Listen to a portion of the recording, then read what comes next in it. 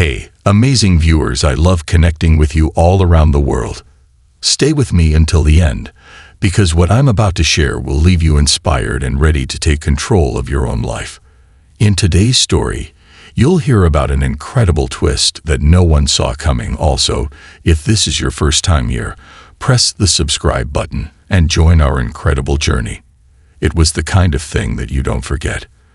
The moment when you realize someone's been watching you all along, not with the eyes of a teacher, but through the lens of something else, something colder. Elijah Rivers had always been invisible in Miss Abigail Thornton's classroom. It wasn't that she hated him. No, it was more subtle than that. She ignored him, like he wasn't there at all.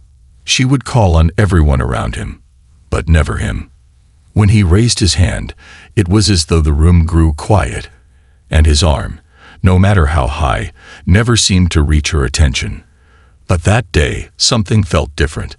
Miss Thornton, with her sharp eyes and strict demeanor, seemed to shift her gaze toward him more often than usual. It wasn't just a glance. It was a watchful stare, one that had Elijah feeling uneasy. He couldn't figure it out at first. Was she finally going to acknowledge him? Was this the moment she would give him the credit he deserved for once? Or, perhaps, as he began to suspect, was this the moment she would try to embarrass him in front of everyone? Elijah tried to focus on the lesson. It was history class, a subject he typically excelled in.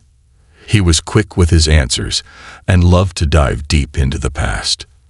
But today, despite his best efforts, he could hardly concentrate. His pencil tapped a rhythm against his notebook, and though it was an absent habit, it seemed louder today, almost like a countdown. Tick-tock. The tension in the air felt palpable. Was today the day?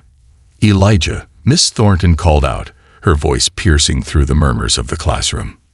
Elijah froze. His heart skipped a beat. She never called on him. He wasn't the first one to raise his hand, nor the most eager, but he was always there, ready when asked. His mind raced. What was going on? His eyes darted to the chalkboard, trying to focus on the question she had just posed. General Sherman's march to the sea. He had studied it the night before. His fingers twitched involuntarily, and without thinking, he shot up his hand, ready to answer.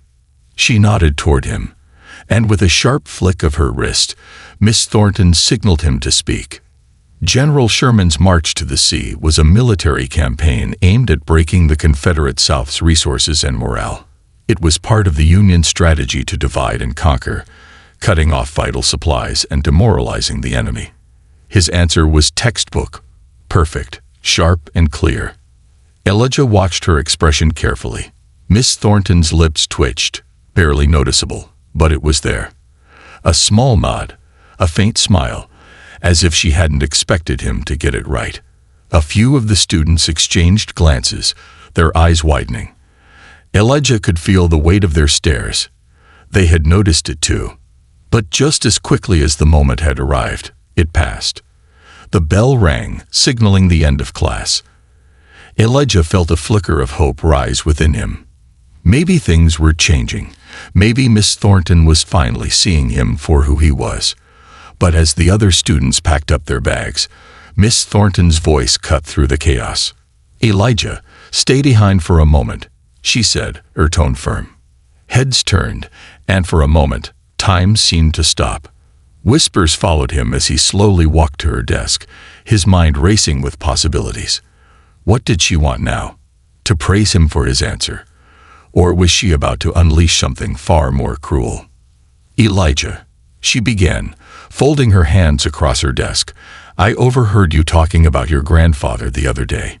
You said he was a musician, a pianist." He nodded slowly, unsure where this conversation was headed.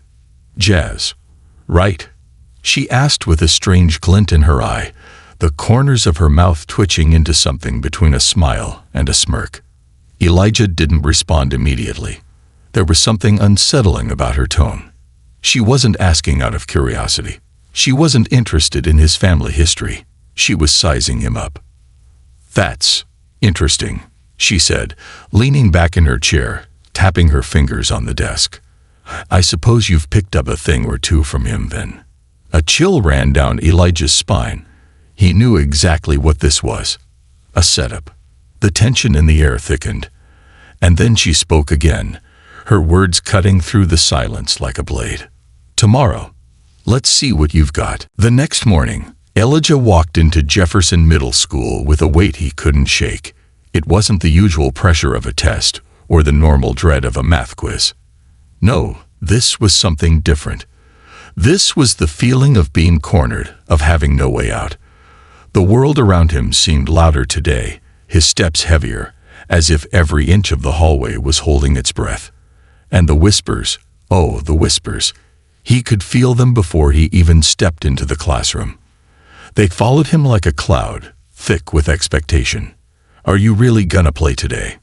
Tyler Whitman's voice cracked through the air as Elijah made his way to his seat. He didn't answer. There was no point.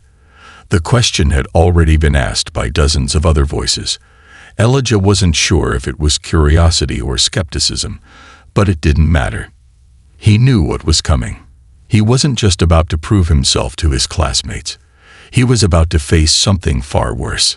He sat down at his desk, pulling out his notebook, trying to focus, but his mind was elsewhere. It was like a fire in his chest, burning hotter and hotter with every tick of the clock. What did Miss Thornton expect? She had laid out the challenge the day before, but now it felt like a trap, a way to humiliate him in front of everyone. She had seen him as invisible for so long. Today, he would either rise to the occasion or be crushed under her expectations. Miss Thornton walked into the room, as always with an air of authority. Her heels clicked sharply against the wooden floor, and her eyes, cold and calculating, swept over the students as they settled in. She didn't say a word at first. She didn't have to. The tension was palpable. Every student in the room was looking at Elijah now. He could feel their eyes on him, feel the weight of their judgment. Some were intrigued. Others, like Brandon Hall, had a look of smugness, certain that this would be an easy moment to laugh at him. The clock ticked louder in Elijah's ears. Each second felt like a drumbeat in his chest, louder and faster. When the bell rang, Miss Thornton turned to him, her gaze lingering for a moment too long. "Well, Elijah," she said with a slow, deliberate tone. "Let's see what you've got." The room was deathly quiet. It was as though every breath in the classroom had been stolen away, held in anticipation. The air felt thicker now, heavier. Elijah stood up, his legs like jelly, but he knew he couldn't hesitate. He couldn't show fear. This wasn't about him playing the piano. This was about proving something much bigger than that. He walked toward the piano at the back of the room, his heart pounding louder with each step. It was an old piano, battered with age, its keys yellowed and chipped. The smell of dust hung in the air as he ran his fingers lightly over the keys. It wasn't the piano he was used to, his grandfather's grand piano, smooth and warm, resonating with life. This one felt cold, distant. But it didn't matter. Elijah wasn't about to let the imperfections of the instrument stand in his way. This wasn't about playing for Miss Thornton or the classmates who thought this was just a joke.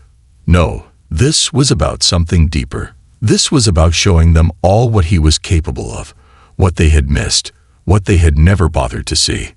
He sat down at the piano, his fingers hovering above the keys, his mind clear. The room was so quiet now that he could hear his own breathing, steady and calm. He inhaled deeply, steadying his nerves. And then the first note fell from his fingers. It wasn't much, just a soft, slow blues progression. The kind his grandfather had played on lazy, sun-soaked afternoons, the music weaving through the house like a whisper. But as the notes filled the room, Elijah felt a shift.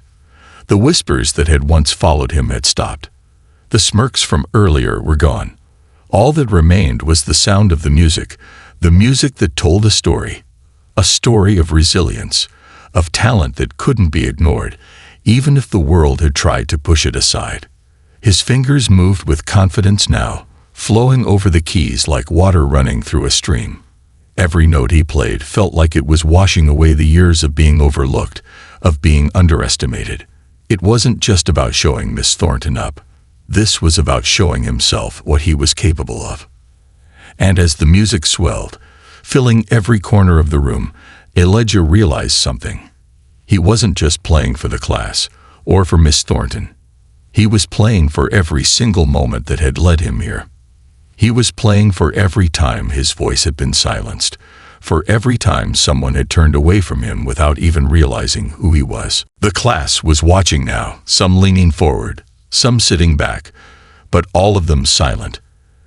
And Miss Thornton, she stood still, arms crossed, her face unreadable. But Elijah didn't care. He wasn't playing for her, not anymore. He was playing for himself. And that was the only thing that mattered. The power of believing in yourself. The last note lingered in the air like a breath held too long, hanging in silence, echoing through every corner of the room. Elijah's hands rested on his lap, the stillness around him almost deafening. His heart was pounding, but it wasn't from nerves anymore. It was from the sheer weight of what had just happened. The energy in the room had shifted, like the very walls of the classroom had been torn down, and for the first time, Elijah was seen. Not just by his classmates, who were now slowly stirring in their seats, exchanging looks of disbelief and awe. Not just by the whispering Tyler or the skeptical Madison, but by Miss Thornton. The woman who had watched him for months with that cold, disinterested gaze, now standing before him with her arms crossed, her lips pressed into a thin line. For a moment, no one spoke. The applause from the back of the room started first, a soft clap that soon grew louder. One by one, the students joined in, their claps growing in strength and volume. Elijah didn't smile. He didn't need to. This wasn't about the applause. This wasn't about seeking approval. It was about something far more important: self-respect. Miss Thornton's eyes were locked on him now, a flicker of something, regret, surprise, flashing across her face.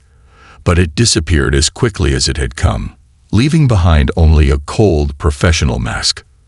"That was unexpected," she said, her voice sharp, though there was a hint of something else in her tone. Something Elijah couldn't quite place. The clapping began to die down, but a few students, like Brandon Hall, who had mocked him earlier, were still staring, their faces wide-eyed, their mouths slightly agape. Tyler's head was shaking, still in disbelief, and then something unexpected happened. Elijah's gaze locked with Miss Thornton's. "I learned from my grandfather," Elijah said quietly, his voice steady. "He taught me to never let anyone define who I am or what I can do." Miss Thornton's lips twitched again, but this time, it wasn't a smirk. It was something else. For the first time, Elijah saw it, acknowledgement, not just of his talent, but of his strength, his resilience. The room was still buzzing, but Elijah stood up from the piano, gathering his things slowly. As he walked past Miss Thornton's desk, she didn't stop him. She didn't even call out his name. It was as if the words had left her, and all that was left was a silent recognition of what had just unfolded. As he walked out of the room, the whispers followed him again, but this time they were different. There was no mockery in their tone, no judgment, only a quiet respect, the kind that comes when someone finally shows the world who they truly are. And as Elijah stepped into the hallway, the weight that had once pressed down on him, those invisible chains of expectation and doubt, seemed to fall away. He wasn't just Elijah Rivers anymore, the invisible student in Miss Thornton's classroom. He was Elijah, the boy who had found his voice and let his talent speak for him when no one else would. The message was clear as the music he had just played. Don't let anyone underestimate you. Don't let their silence define your worth.